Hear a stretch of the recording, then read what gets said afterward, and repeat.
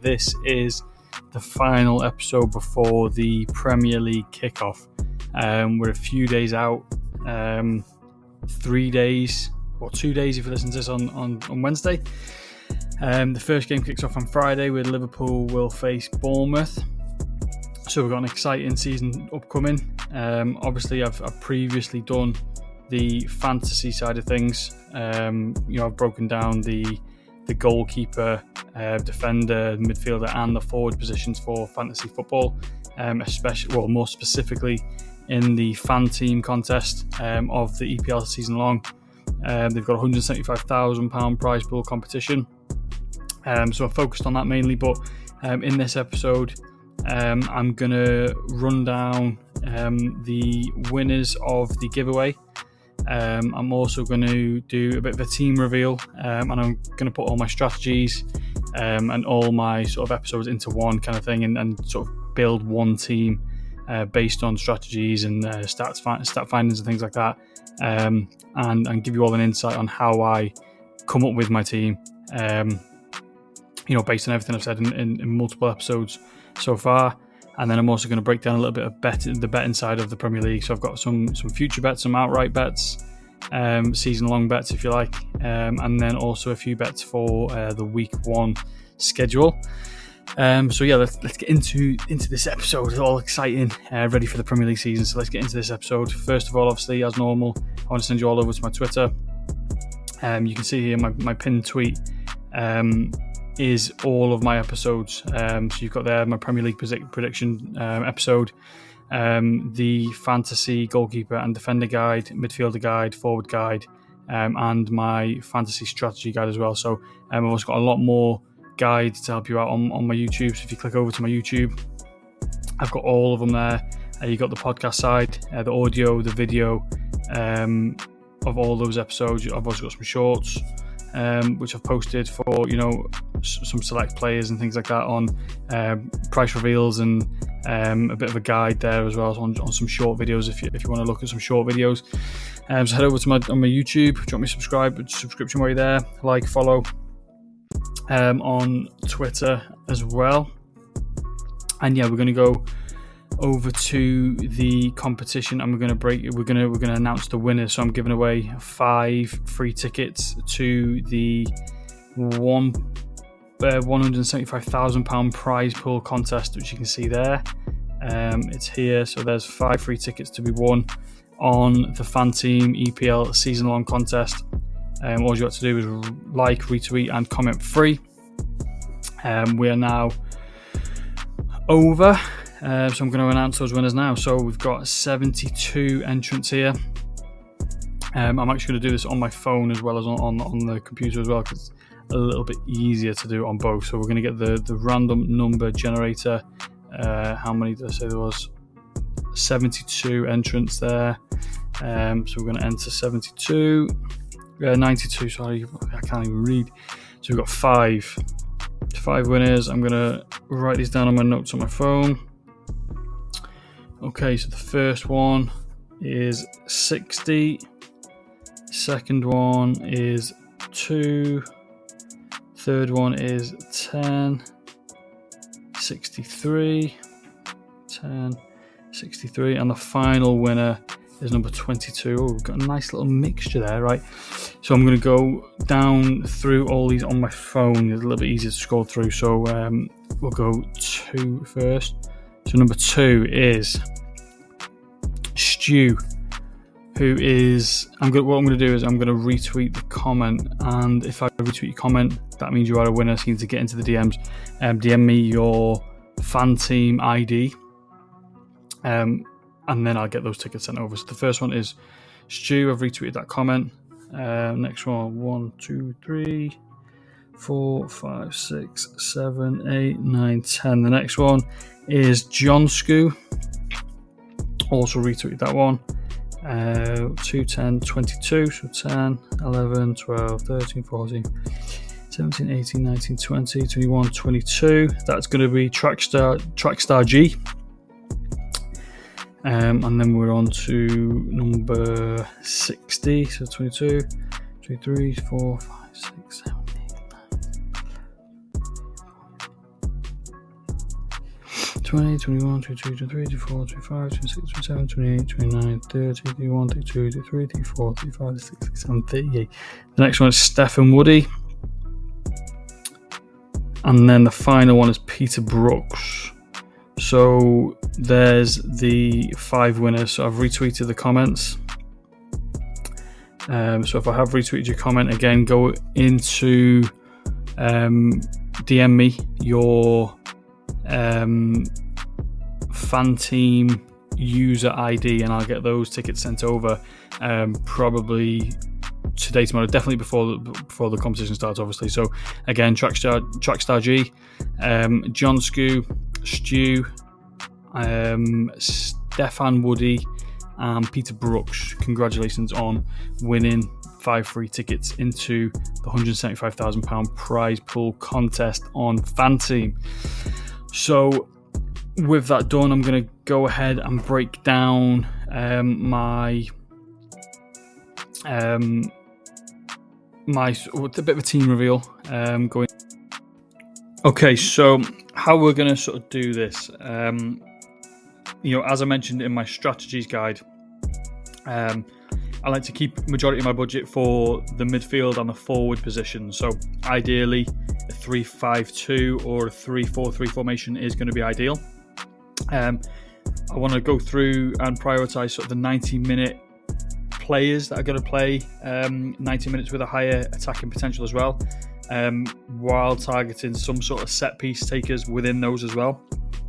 Obviously, having the higher chance of scoring penalty, free kicks, or assists from free kicks and corners. A captain who is going to sort of guarantee me a lot of returns within the first couple of weeks. Obviously, you want to plan sort of 10 weeks in advance, if that makes sense, with an idea of which player is going to be your captain for a majority of those weeks. Trying to keep my sort of defence, goalkeeper area, and also the bench as cheap as possible, but as competitive as possible. So I don't want to be spending sort of £6 million on a defender or 2 defenders for £6 million each, knowing that can jeopardise the rest of my attacking midfield. But also, I do want to make the defence, obviously the bench, competitive, where I can sort of rotate my bench into the squad. In regards to those difficult game weeks and things like that in the first 10 weeks. Fixtures obviously play a huge part in the team selection, but obviously ultimately I'm going to try and have fun while building the squad. So going back to going through all the guides and things like that I've done so far, my goalkeeping defenders, my midfielders, and my forward guide, I'm going to use those as a bit of a guide on selecting my team. So as I mentioned, the goalkeeper position, I don't really want to go too expensive. I have selected Robert Sanchez in a few teams, but at 5.5 million, obviously I feel like I can save a bit of money by going for a few that are slightly cheaper, but also have sort of the potential to get a bit of a points haul. So first one I'm going to pick is Leno. Looking at his fixtures in the first couple of weeks, in my opinion, these first 6 games here are, they can be very competitive, but at the same time they can also face a lot of shots. Obviously Brighton, they take a lot of shots. Man United have the potential now with their new attack for a lot of shots. Chelsea as well, Brentford, Aston Villa, even Bournemouth as well. They can all get a lot of shots. Obviously, if you look at the scoring for a goalkeeper, per save is 0.5 points. So if he gets two saves a game, that will sort of at least counteract the 2 goals conceded that he does potentially get. So I think Leno is probably the best budget and value pick for the goalkeeper, but I'm also going to pick Sarr as well. Similar reasons for Leno. They're both sort of in that bracket where they're going to face a lot of shots. They do also have the slight potential of having a clean sheet. But in terms of Leno, 110 saves last year, which is the 5th most in the league. So he's going to be my starting goalkeeper and at a nice price as well. Moving on to the defence, I'm a fan of sort of double stacking defences. Normally I like to double stack. Well, I'd like to go keeper and defender together. I'm not going to put a Fulham defender in there. If I did pick Sanchez, Cucurella is going to be my double stack. Cucurella is going to be one of those players for me that does not leave my team. In my opinion, he's a solid 90-minute haul every game. I think he plays 90 minutes every game. He's also got the good attacking potential for, obviously attacking returns. And Chelsea have a solid opening fixtures list. Palace, West Ham, Fulham, Brentford, those 4 games there. Obviously, as you can see, difficulty is very easy. Man United is going to be a slightly more difficult one, as are Liverpool and Forest. But those first 10 games, a lot of those are very, potentially clean sheet games, and obviously potentially having some attacking returns as well. And then we're going to go down to the Everton defence. In my opinion, this is a very, very cheap defence. Those 5 players there are going to be fighting for the opening 4 slots for Everton. They're playing a 4 at the back. Tarkowski and Branthwaite, more than likely going to be the 2 dead set starters. So I'm going to pick Branthwaite. I think a lot of people are going to be picking Tarkowski, which is obviously understandable because he's a very, very good player. They had 10 clean sheets last year. So, at the top of the game in terms of the defence, only conceded 38 goals. But I think the differential between these two, a lot of people are going to pick Tarkowski. I think a lot less people are going to pick Branthwaite. So I'm going to pick Branthwaite. I'm also going to pick Mikolenko as well, who's there at left back. I think he's left back or right back. Basically for the same reason, the defensive returns have a lot of potential for these 2 Everton defenders, but Mikolenko can get forward as well. He can put a few crosses in the box. He can get a few assists maybe against some of these teams. Obviously, looking at the first 10 games, Leeds, Brighton, Wolves are the 3 games. That's sort of their trial period for me, if you like. If they do well in that, I'll sort of stick them around for Villa, maybe take them out for Liverpool. But they'll be in and around my squad majority of the season if they can keep up what they did last year. And then I'm going to leave the 2 other bench options for now. Obviously, I want to play a 3 at the back, so that's more than likely going to be my starting defence. And then moving on to my midfield, I'm actually going to go for my attack first, because obviously this is going to be the most expensive. There's no way that I do not pick Erling Haaland, and I'm also going to select him as my captain as well. So I think he is the best potential point haul scoring player this season. Last year, obviously, he was the 5th best forward in terms of total points, 2nd best for points per game on average. He did have a few games missing due to injury. He averages 88 minutes, so he doesn't come off the field too often. And just looking back down on here, Haaland again, penalty taker, obviously. So he's going to get the potential goals from those. And then 25 goal contributions for Haaland as well. I think he can potentially have the most points scored in the league next year. I think a lot of people are set on Salah. Me personally, I'd rather Haaland's opening sort of 10 games, especially these 3: Wolves, Spurs and Brighton. Man United can be a difficult game, obviously being in Manchester derby. Arsenal's going to be difficult, but then Burnley, Brentford, Everton, Aston Villa, Bournemouth. I feel like he's going to get a lot of points within these first 10 games, and I can't see myself not captaining him for at least these first 3 games. So Haaland is in. And then I'm actually going to pay a little bit more as well for Ollie Watkins. I think this is an ideal strike partnership. Obviously, that's taking a chunk of money out of my budget, but obviously saving a lot of money with this defence as well is obviously that helps. So Ollie Watkins was slightly behind Haaland last year. His 7th most points per game from a striker. Where is it? Let's go back over here. 186 points for Watkins, so he had slightly more than Haaland. He had the 7th most in the league, averaging 4.9, which is the 6th most by a forward. So he was in and around the top. Penalty taker as well. He's averaging around 83 minutes. He does get subbed off a little bit, but Aston Villa sort of need him to be back to his best. And obviously he was very good last year. 24 contributions, averaging sort of 2 shots per game, 1 on target as well. So he's him and Haaland both having the high potential for goals, obviously down to their shot intake. And obviously that's virtually why I'm going to pay a premium for these 2 players. Obviously Ollie Watkins in very good form pre-season as well, scoring 4 in his last 4 games. And then sort of moving back to the midfield, obviously I haven't got any midfielders selected yet. I'm going to go for sort of a player that I think is going to be in and around the points every week. Bruno Fernandes. Obviously, I'm a Man United fan. He saved me a lot last year in terms of fantasy. These first couple of games are not looking favourable, in my honest opinion. You got Arsenal, City, Chelsea, Liverpool in the first sort of 8 weeks. After that, they have a really nice stretch of games. Brentford, Sunderland in between those two. Brighton, Forest, Spurs, Everton, Palace, West Ham, Wolves, Bournemouth, Aston Villa, Newcastle. So you've got some really nice games in between. But Bruno Fernandes is one of those players that can get points on any given week anyway. There was a few games last year where he didn't get an attack in return, but he was still able to get 3-4 points guaranteed with the 90 minutes that he plays. Let me just get some stats up for Bruno here. Bruno Fernandes, I can see him already. There he is, just below Cunha. 174 points last year, which is the 12th most from any position.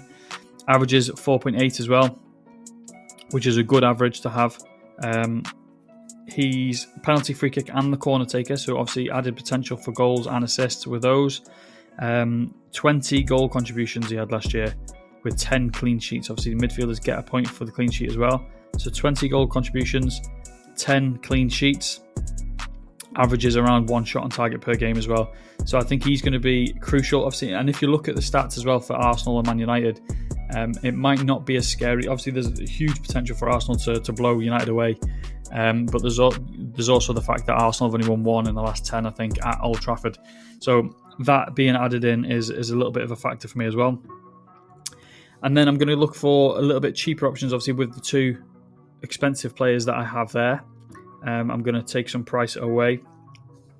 And I'm going to go down to sort of 2 guys I have mentioned within my episodes before. The first one is going to be Shad, wherever he is. There he is, Shad. I think he's a very, very good player, and he's a very good value option player. 6 million. He had, look at his fixtures first. It's going to be a tough season for Brentford anyway, so a lot of these games are going to be tough, but I feel like they can stay competitive in definitely these first 3 games. They can stay competitive, even against Chelsea and Fulham. Again, can stay competitive. A few games here where I might think about benching him: Man United, Man City, Liverpool. But Shad last year, let's try and find him on the list. Shad, there he is there. So 149 points for him last year. Where is he there? 149 points, averaging 3.9. He has 2 shots with 1 on target per game. Shad last year, goals and assists, 15 goals and assists, so 15 goal contributions with 10 clean sheets as well. So there is points to be won from Shad. And obviously now with Mbemo going as well to Man United, he's going to be sort of one of their go-to guys in the midfield. So we're going to pair Shad with another guy that I've mentioned in terms of the value spots as well. And he is going to be a Wolves player. And again, he's going to be a player that was behind a departing player. So Cunha was the departing player. But Bellegarde, he played a really, really good part in Wolves this season last year. Started on the injury list, but came into the season, played some decent football. He's probably not going to be anywhere near the top on this list. So we'll just have a quick look for him. Where is he? Bellegarde, there he is. 90 points in total last year. 2.6 on average. And obviously you've got to think about that. Cunha and Strad Larsen were in the team as well. So those 2 were the main 2 guys for them last year. He has taken a fair few free kicks, so he does get a little bit of points for that. His goal contributions and things were a little bit low last year. 9 goal contributions, 6 clean sheets. But again, Cunha has departed, which could leave the door open for Bellegarde to get the start. He has started the last 3 games for Wolves in their pre-season friendlies. Fixtures are going to be difficult, but again, they're going to be difficult for any sort of the mid to lower league teams. Man City being the difficult opener, which would probably start him on the bench. but bring him in for sort of Bournemouth, Everton, Newcastle, Leeds, Spurs, maybe Brighton as well, and then keep him for Sunderland and Burnley. So there's a lot of potential for Wolves to get off to a decent start. They're going to need all their rotational guys to sort of come in and play well. I think Bellegarde is one of those guys that's going to be quite overlooked in the season. And just looking back up to the budget, 5 more players for 34 million, and we're looking good. I'm going to go for an Everton player next. And he's a very, very good Everton player as well. I was very impressed with him pre-season. I was impressed with him sort of end to last year, and it's going to be Alcaraz. He's going to be very difficult to find on this list, but Alcaraz sort of came into the team while their attack was not the best. Their attack was fairly weak last year, obviously with Calvert-Lewin being out injured. Who am I looking for? Alcaraz. Which meant Beto was their main striker, which obviously he's not a profound striker. But they brought in Alcaraz and they brought in Ndiaye as well, who all sort of contributed towards that. 44 points in total for Alcaraz, but obviously came in late, 2.8 average per game. He is going to be in the team a lot more, so 5 goal contributions with 1 clean sheet. 9 goals conceded, which shows obviously he didn't come in till very late into the team. But pre-season he started a lot of games for Everton, played well against Man United in their pre-season game as well. I think he can be a sort of pivotal part of their attack, especially at 5 million. I think he's a very good addition to their attack. Obviously starting off with some fairly reasonable games. Leeds, Brighton, Wolves. None of those really known for defense. Well, obviously Leeds known for defensive contributions last year, but this is a new league and a new team, a new standard they're going to be playing. So a lot of these games they could stay competitive. Even the Liverpool derby could stay competitive. That's always a feisty game. So these sort of first 8 games, 7-8 games, have a lot of potential for Alcaraz. And obviously, if he can get on the score sheet a few times to repay me, that would be lovely. So we've got 29 million left with 4 players. So I'm going to fill out the rest of my team. I'm going to go with some defenders again. And there's 2 defenders that I'm really, really looking forward to watching this season. One of them is, it's going to sound surprising, but a Man United defender, and it's going to be Patrick Dorgu. Dorgu's actually played some really, really nice football in pre-season. He's got a goal and assist to his name. He's sort of trying to solidify that left wing back position, which is his best position. I think United are going to be significantly better on offense and defense than they were last year, especially defensively. I think they've sort of found their defensive set with Dorgu on the left side. He can get some attacking contributions. He likes to get forward. He likes to get in the box and have a shot now and again. Obviously, like I said with Bruno before, a very tough sort of starting 8 weeks, if you like, which probably will see Dorgu on the bench a lot of those games. So Man City, Chelsea, Liverpool probably being on the bench, and Arsenal probably be on the bench. May rotate him in for Fulham, Burnley, Brentford to see how he does, especially for the Sunderland. But then down the stretch, he has a favourable matchup. But I think Patrick Dorgu can get a lot of attacking contributions for Man United this year, as well as hopefully some defensive sort of returns with some clean sheets and things. And then I'm also going to go for a Brighton defender. I was torn with Van Heck and De Kuyper. I think either or are good choices. Van Heck was pivotal. He was pivotal for them last year. He was a very, very good player, very solid player. He was their go-to guy, sort of solidified their defense. I think I read a stat out in the defensive episode where I said, actually, let me try and find it. I'm sure I said something along the lines of when he played, they kept clean sheets or something. Let me try and find this now. Brighton, where are they? There, right. Stats. He missed just 4 games last year. When he was absent, Brighton conceded 10 goals in those 4 games, but they did manage to keep 10 clean sheets on the season when he played. So he was very, very, he was their anchor at the back. So if you want a good sort of addition to the team to try and keep Brighton on clean sheets, then I think it's Van Heck. De Kuyper is similar. He's very good defensively, but he is also capable of getting some attacking returns, and he has been known to take some penalties and free kicks as well. So if you want the potential attacking return, I think De Kuyper.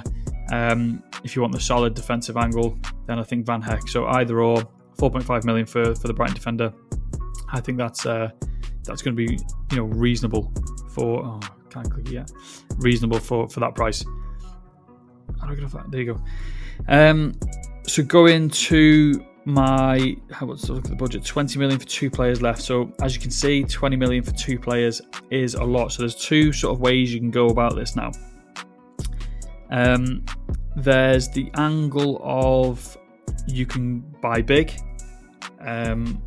So you have the potential here now to sort of buy Mohamed Salah at 13.5 million. Cole Palmer, Saka. You can also take out one of these 2 and get sort of 2 sort of mid-priced players, or even a decent priced striker. But for me personally, I think this is an ideal opportunity to try and get Mohamed Salah into the team.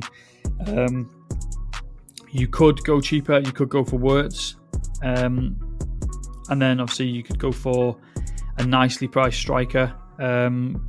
Isak is touchy at the moment, but for me personally, I think I'm going to try and get Salah into the team. I think this is a good opportunity to be able to do that. Obviously, saving all this money on some decent priced defenders, some budget midfielders here as well.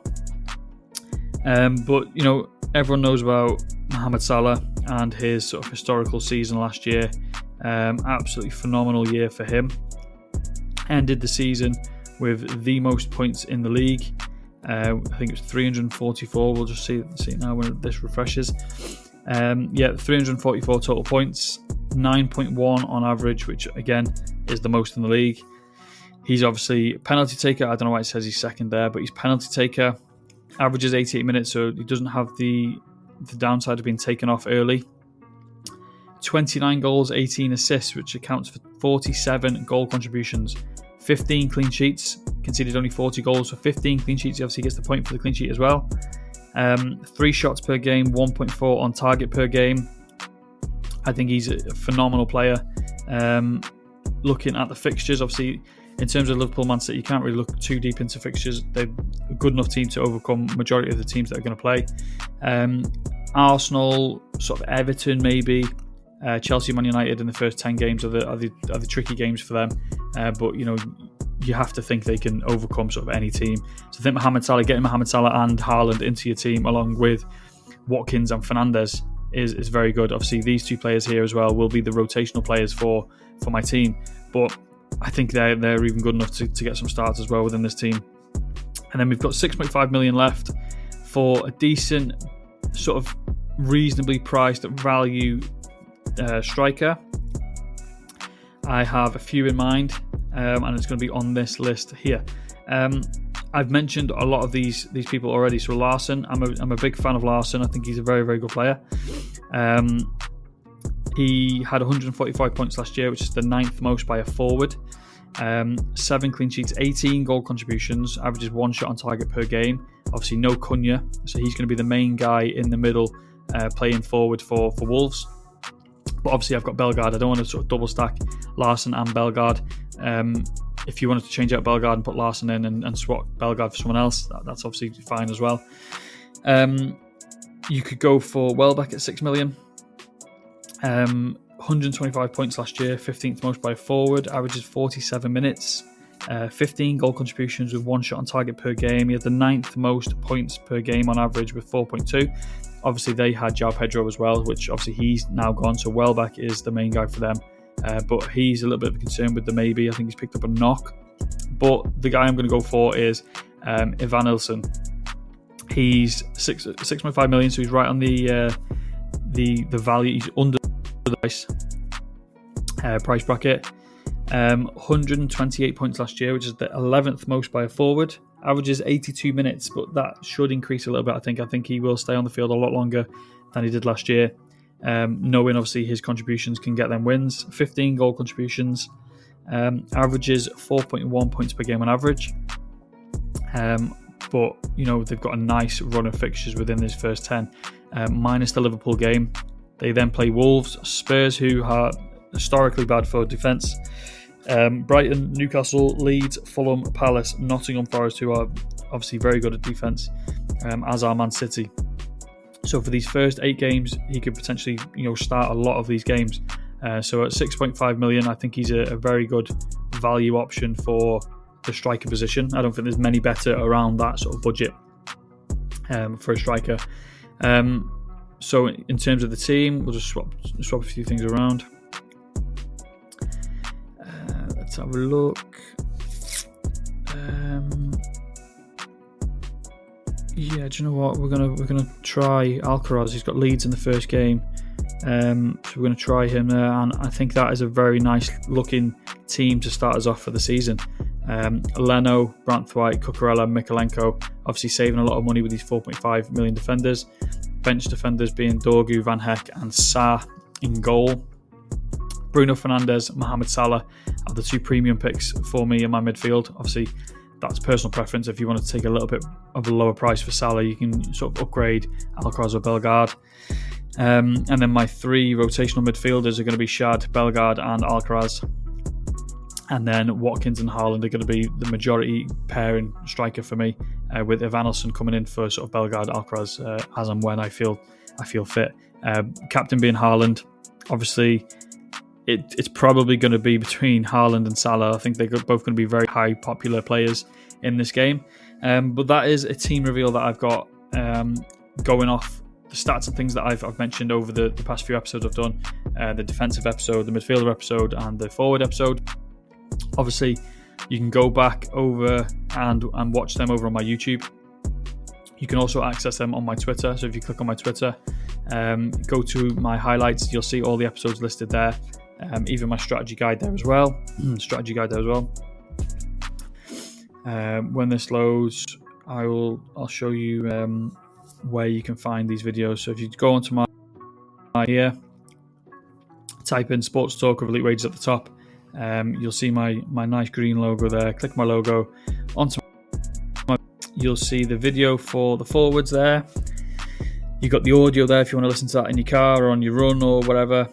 Same for the midfielders. There's the audio, there's the video. Same for the defenders and goalkeeper episode. Video, audio, Premier League prediction breakdown there as well. And yeah, I've got my shorts here as well, which a few players I've highlighted throughout the episodes as well. David Raya, Haaland, Saliba, Mo Salah. And then also this one here, my strategy guide in 30 seconds. You can check that out, implement that into your team selections as well.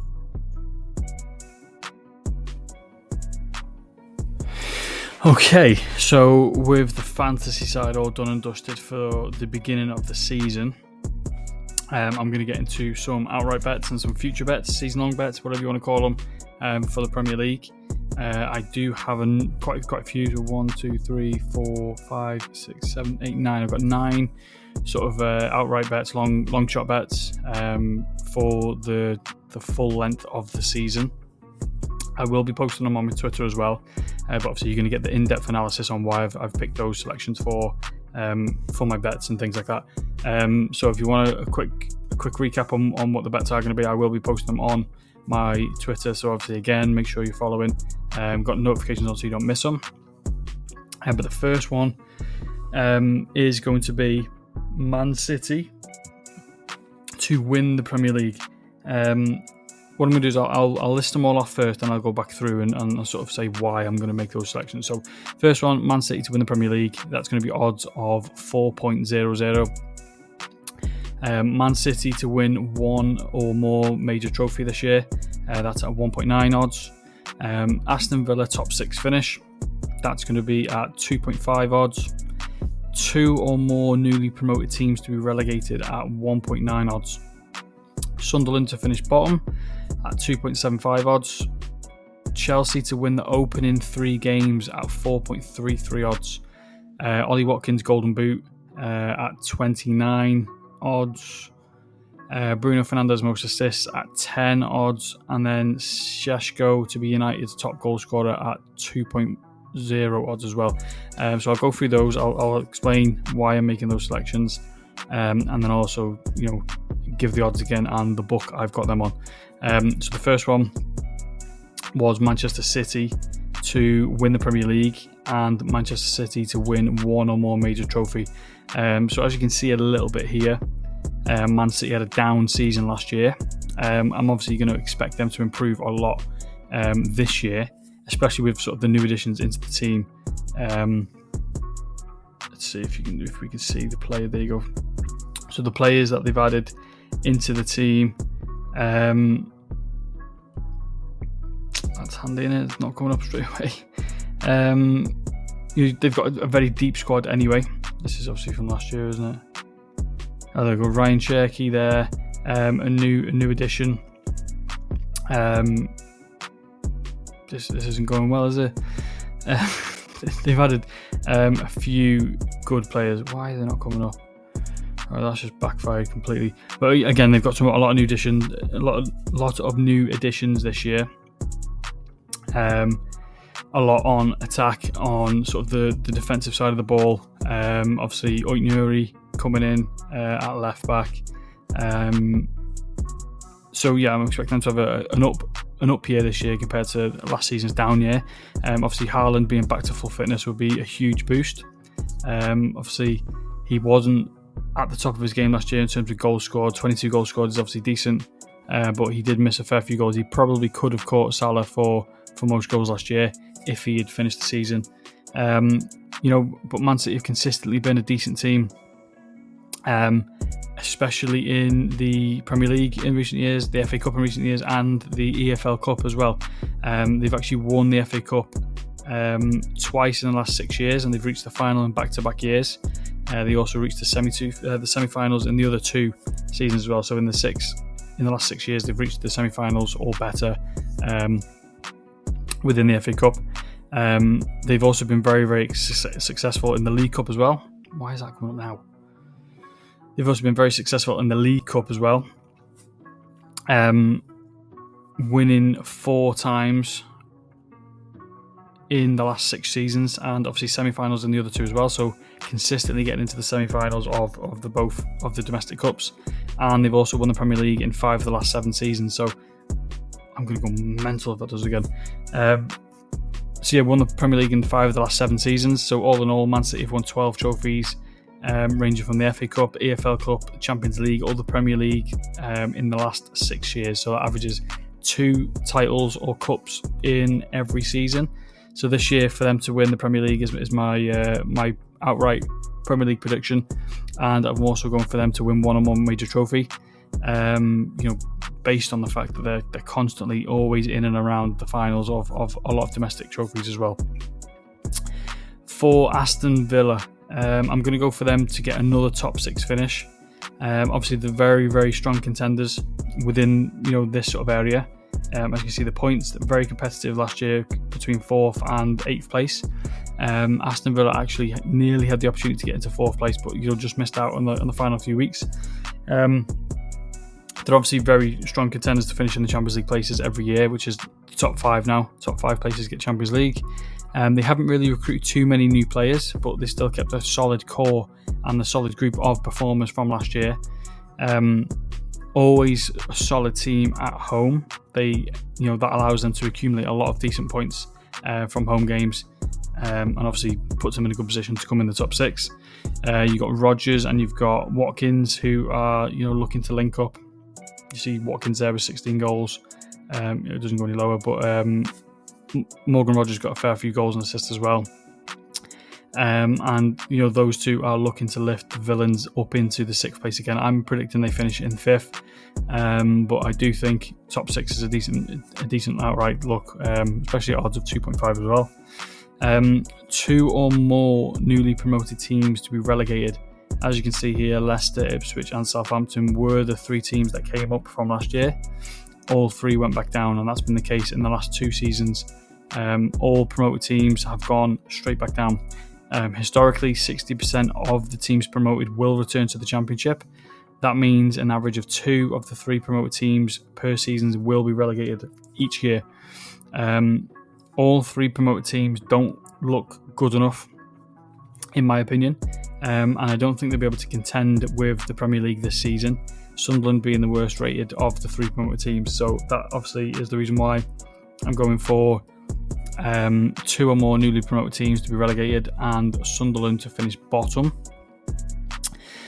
Now, this next one's a little bit juicy. So we're going to go for Chelsea to win in 3 games. So we're going to go for... can we see fixtures? Let's get fixtures.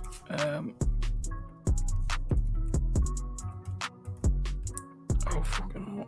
Right. Premier League fixtures for Chelsea for the first 3 games. Here we are. So week 1, Crystal Palace. Week 2, West Ham. Week 3, Fulham. So we've got 3 London derbies in effect. So opening 2 home games against Palace and Fulham, and then obviously in between that, a game against West Ham, which is going to be out away. So last year they played 19 home games, and they won 12, drew 5, and lost just 2. So they scored 35 goals and conceded 18 at home. So these 2 games here looking very favourable already. When you break it down a little bit again, against Crystal Palace between 2020 and 2025, they've won 8, lost 2, scored 22, and conceded 6. So again, very favourable matchup against Crystal Palace here. Going down to the other home game against Fulham. Again, since 2020 to 2025, won 5, drew 1, lost 2. Scored 10 and conceded 5. Obviously, Fulham were not in the Premier League in 2021, so there was no Premier League matches in that season. And then moving on to the away game against West Ham. Again, between 2020 and 2025, played 10, won 7, drew 1, lost 2, scored 21, conceded 9. So again, 3 favourable matchups for Chelsea. They got a very good sort of starting 10 fixtures, as I mentioned in the fantasy side of things. But for Chelsea to win these 3 games is very favourable. Some nice odds as well at 4.33.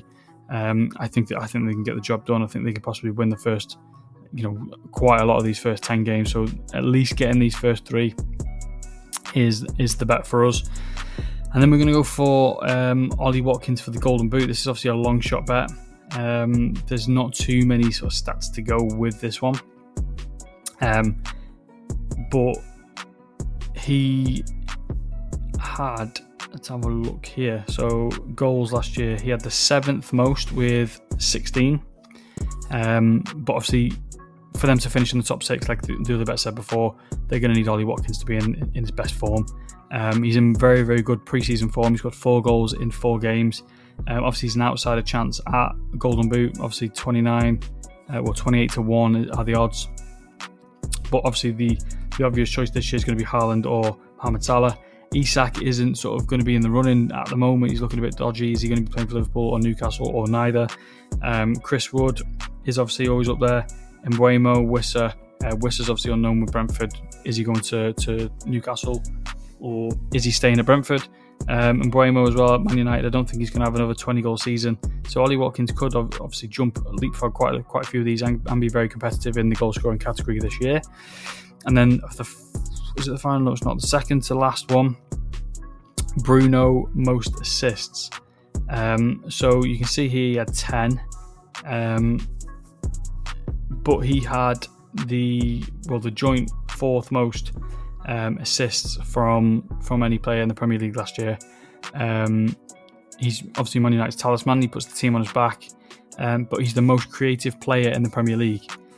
So Bruno Fernandes, he leads the Premier League in both 2023-24 season and the 24-25 season for chances created. He's got 2 chances created in the last 2 seasons.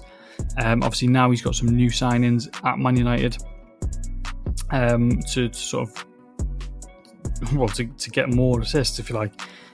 He's got Cunha, Mbeumo and now Šeško combined for 47 goals last year for Man United, when Man United themselves as a team only scored 44 in total. So again, he's got more of an upside this year for more assists. So Bruno most assists in the league at 10.00 odds. And then I'm going to go for the new guy of Man United as well, Šeško, to be United's new top goal scorer. Obviously, he's the new guy for Man United. He's added a lot of firepower. Finally got a decent number 9 striker. Obviously for Bruno, Cunha, Ahmad and Waymo, they can all feed him some goals. Ahmad and Bruno last year were United's top goal scorers with 8 each, and they were playing from like a wider and a deeper roles within the team. Højlund himself, playing the number 9, had 4 goals. I think Šeško is a lot better than Højlund. He should get on the end of a lot of balls. He's got a lot of creative players around him to help him score goals. So he's in a very good position to succeed this year. So I think him to be United's top goal scorer is looking likely, and that's going to be at odds of 2.00. So just a little rundown on those. The full list of outright bets for next season. Where are they now? Let's go back to my list. Man City to win the Premier League at 4.00 odds. Man City to win one or more major trophy at 1.9 odds. Villa top 6 finish at 2.5 odds. 2 or more newly promoted teams to be relegated at 1.9 odds. Sunderland finish bottom at 2.75 odds. Chelsea to win the opening 3 games at 4.33 odds. Watkins Golden Boot at 29.00 odds. Bruno most assists at 10.0 odds. And Šeško, United's top goal scorer, at 2.00 odds as well. Okay, so let's move on to the game week 1 bets for this week. I haven't got too many. I've sort of honed in on a few that I'm really comfortable with. So I've got 4 sort of normal bets, and I've got 1 Acca as well, which is a bit of a long shot for the first opening week, but I feel like it's got a lot of legs. So we'll go through from top to bottom anyway. Starting off with this game on the Friday, Liverpool v Bournemouth, 8 o'clock kickoff. As you can see there, Liverpool 72% win probability. But the bet for me is going to be Liverpool and Bournemouth, both teams to score, and that's going to be odds of 1.75. Basically, nothing much to go off for this kind of game, but with Liverpool playing a few games pre-season, they've actually conceded in all of their pre-season games. They've played in 6 pre-season games. They played Preston, where they won 3-1, lost 4-2 against AC Milan, won 3-1 against Yokohama, 4-1 against Atletico Bilbao, and then 3-2 against Bilbao on the same night, and then they lost 3-2 on penalties against Crystal Palace in the Community Shield a few days ago. So they haven't been sort of solid. I know you obviously in pre-season you rotate a lot, but looking at the last sort of 5 games within the Premier League last year as well, they conceded in all of those games. They drew 1-1, 3-2, 2-2, 3-1, 5-1. 1-1-0, then there's a 2-1, there's a 3-2 again. So there's a lot of games where they conceded against obviously lesser opponents: Brighton, Palace, Tottenham, Leicester, Fulham. So Bournemouth are going to be relatively comfortable in playing in this game. The only downside for this bet for me is Bournemouth haven't really been too good against Liverpool in recent years. Looking at their head-to-head, especially in the last 3 games, they haven't actually scored in the last 3 head-to-head games, but they did score in the 2 before those 2. But again, most recent games for Bournemouth have been touch and go, playing a fair few friendlies. If you like, they've actually played quite a lot. They've played 1, 2, 3, 4, 5, 6, 7 friendlies. So 2-1 win against Hibernian, 6-2 win against Bristol City, 3-0 win against Everton, 4-1 loss against Man United. They lost 2-0 against West Ham, 1-1 against Real Sociedad, and then 0-0 against Real Sociedad in the same day. So they've managed to score quite a few goals in pre-season. I expect that for them to sort of carry over into this game. So I think Liverpool are going to have a little bit of teething problems with all their new signings, even though their attack looks really good. Their defence didn't look that good against Crystal Palace. I think Bournemouth are going to be one of those teams that are going to have to score goals to try and succeed in this league. And obviously, what better way to start the Premier League season with a high scoring affair, both teams to score. So That's going to be the bet for me for the opening game. It's going to be both teams to score in the Liverpool and Bournemouth game at odds of 1.75. And then we're going to go down to the next game that's scheduled, which is going to be the early kickoff on the Saturday, the 16th of August. Pretty much even in this. 41% for Villa, 32% for Newcastle. Obviously, it's the early kickoff. And you know the old saying goes, never back the early kickoff. But I am actually going to back Aston Villa to win this game. And it's going to be down to, well, a lot of this is going to be down to Newcastle not having too much of a good time in this off season, to be honest. Played a fair few friendlies, played 6 friendlies. They are yet to win one. They lost 4-0 against Celtic, 3-2 against Arsenal, lost 1-0 against the K-League All-Stars, drew 1-1 against Tottenham, drew 2-2 against Espanyol, and lost 2-0 against Atletico Madrid. That is mainly down to the fact they do not have Isak in the team. They're playing with a lot of different strikers up front. So they're playing with Harvey Barnes up front. They've tried Asula up front. The next game they played Gordon up front.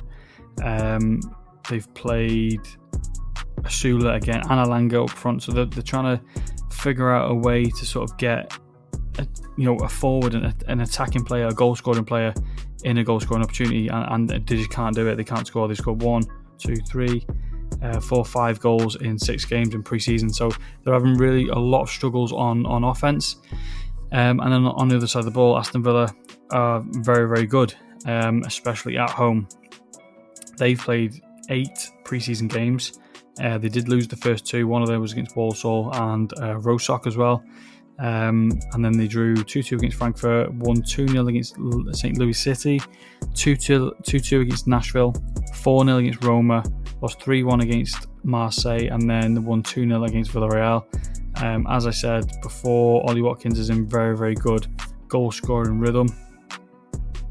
He's actually scored 4 in his last 4 games. And they just look all around a lot better, even though they haven't sort of recruited too many new players, or they haven't recruited many notable players. I think Aston Villa being at home against a sort of a bit of a struggling offensive Newcastle team, I think they can get the win. It's a plus money play. So Aston Villa money line at 2.3 odds is the play for the early kickoff on Saturday. And then moving down to the next game, which is going to be on Saturday. 3 o'clock Saturday, we're going to go to Sunderland and West Ham, so one of the newly promoted teams. Again, odds very, very similar. So it's going to be at the Stadium of Light in Sunderland. But the bet for me is going to be Sunderland and West Ham, both teams to score, odds of 1.7. So this is a bit of a controversial one in my opinion, but I like it somewhat.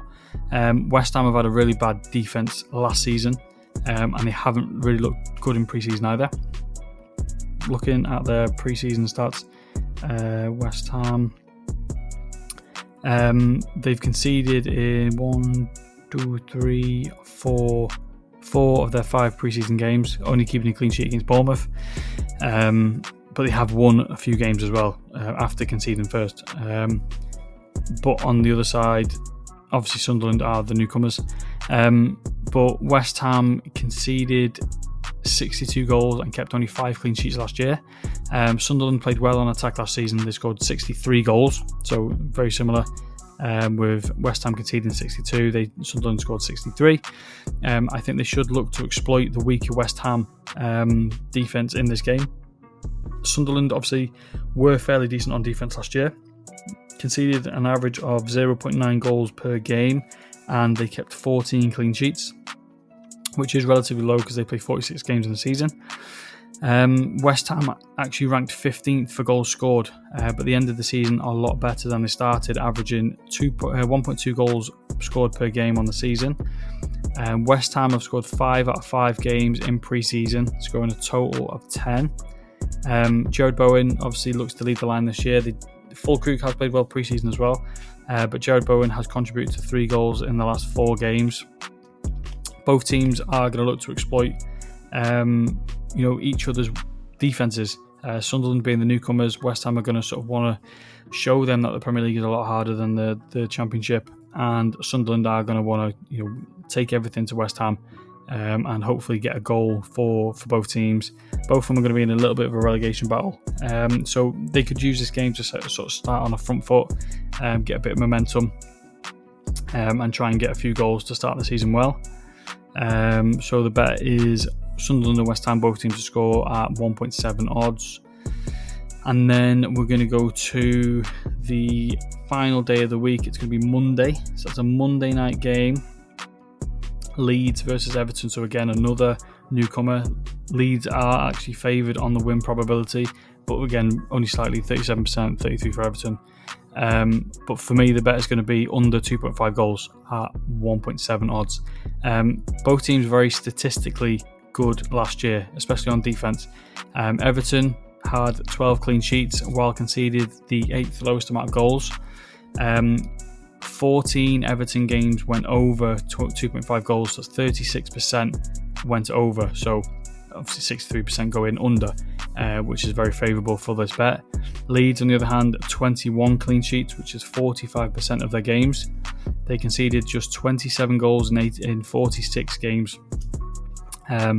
21 of their 46 games going over 2.5 goals, which is 46% to the over.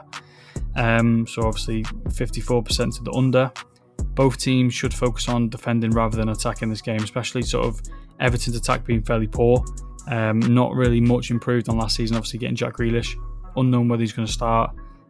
Same for Dewsbury Hall.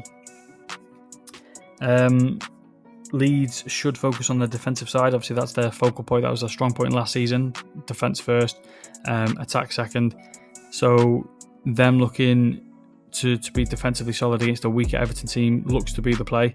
And obviously, Everton being very defensively solid against Leeds' decent attack as well. Both teams should be looking for points in their first game, and I think they both get a point each in this game. I think it's going to end 1-1. So I'm going to go for Leeds and Everton under 2.5 goals at odds of 1.7. So there's the 4 bets. Liverpool, Bournemouth, both teams to score. Aston Villa money line. Leeds and Everton under 2.5 goals. Sunderland, West Ham, both teams to score. And then I'm going to do a draw no bet 4-fold ACCA as well. So we're going to go across the weekend. The first one is going to be Aston Villa moneyline. Aston Villa draw no bet, sorry. So as I mentioned before, I think Aston Villa get the win, but keeping them fairly safe with a draw no bet means you get your stake back if the game does end in a draw. The second leg for this is going to be West Ham.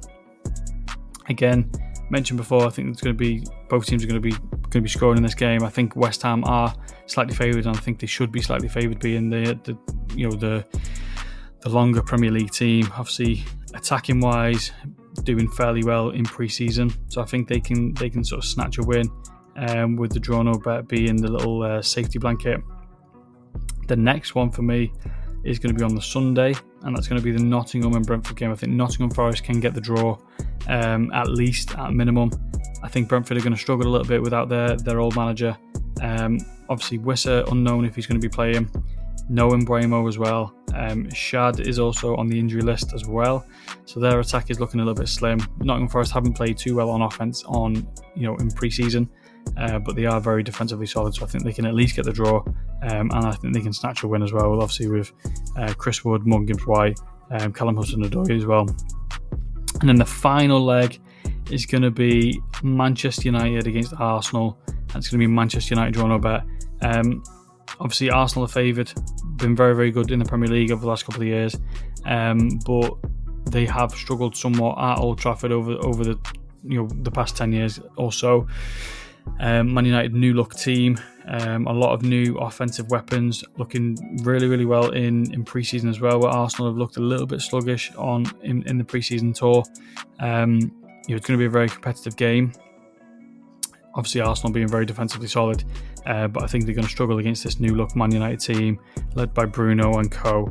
And I think Man United can get at least the draw and hopefully get the win for this bet to cash. So the 4-fold draw no bet, Aston Villa draw no bet, West Ham draw no bet, Nottingham Forest draw no bet and Man United draw no bet. That's going to be at 9.7 odds, so a nice long shot bet for us to kick off the season. Okay, so that takes us to the end of this episode. Nice and long one to open the season. Obviously, they won't all be this long, but we had a lot to get through within this episode. Obviously, with the competition winners, breaking down the final sort of fantasy football for the fan team contest, and then obviously the future bets and the weekly bets as well for this upcoming week. So appreciate everyone for listening so long. It will be time stamped as well, so if you want to skip back to certain parts you missed or certain parts you want to listen to again, it will be time stamped at the bottom for the chapters. And yeah, so congratulations to those 5 winners for the competition. There they are there: Peter Brooks, Stefan Woody, Trackstar G, John Skoo, and Stu there, the winners. Make sure you get into the DMs, drop in the DMs and drop your fan team user ID number, and I'll get the ticket sent over. Obviously, hopefully I've helped you out with obviously a lot of the guides that I've dropped. Reminder that you can go to my Twitter. My pinned tweet has every single episode there linked, so you can just click the link and it'll send you over to whichever one you listen to. Again, they're all timestamped, so you can skip to which part you need. Or you can just obviously go over to the YouTube, type in Elite Wages, I'll come up at the top. You can watch my shorts there, which are little quick recap guides for basically for the longer episodes.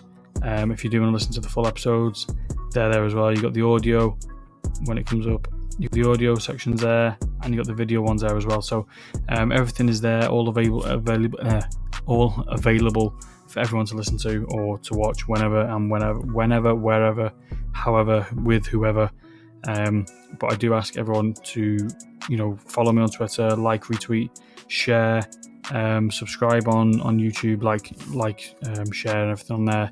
The more people that this gets out to, the more people that I can help win money in the betting side and in the fantasy football as well. So hopefully I've set you all up for a nice fantasy football season, and I can set you up for the betting side as well. So next week it'll be next Thursday.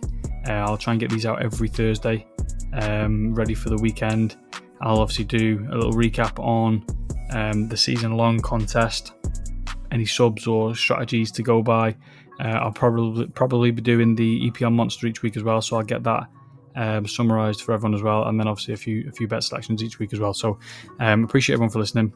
I'm going to sign off. Good luck to everyone in the fantasy contest, and good luck to everyone on the Premier League season. Let's get